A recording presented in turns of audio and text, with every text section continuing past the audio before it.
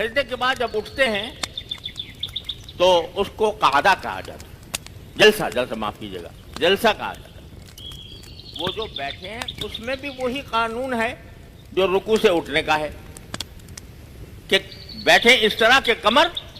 سیدھی ہو جائے، کمر سیدھی ہو جائے، یہ نہیں کہ بس ذرا سی دیر اٹھے اور پھر فوراً دوسرا سجدے میں چلے گئے۔ اور یہاں بھی وہی بات ہے کہ رسول کریم صلی اللہ علیہ وسلم کی سنت یہ ہے کہ جتنی دیر آپ سجدے میں رہتے تھے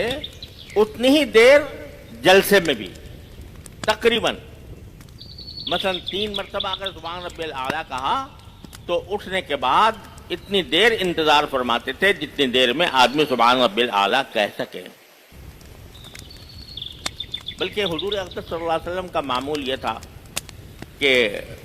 کچھ کلمات بھی فرماتے تھے رکوع سے کھڑے ہو کر۔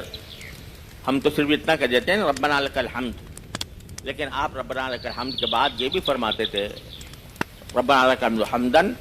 ربنا لک الحمد ملء السماوات وملء الارض وملء ما بینہما وملء ما شئت من شیء بعد،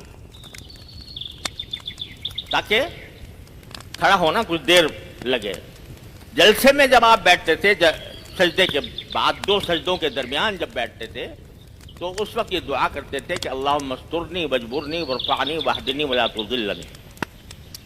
یہ دعا پڑھتے تھے۔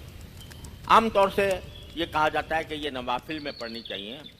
یعنی امام کو یہ کہا گیا کہ یہ عام آدمی کو بھی، لیکن اگر کوئی پڑھے تو اچھی بات ہے، کوئی بری بات نہیں ہے،